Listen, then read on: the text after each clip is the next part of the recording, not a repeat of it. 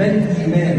قال أن تؤمن بالله وملائكته وكتبه ورسله، هنا موضوع الكلام، واليوم الآخر، يوم القيامة، والقدر خيره وشره من عند الله.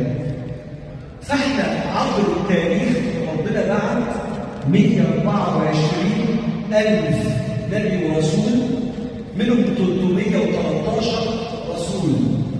النبي من نبئ من ربنا، فربنا اداله انباء تحكيها لنا يوم القيامه، قصص سابقه، معلومات عن ربنا. اما النبي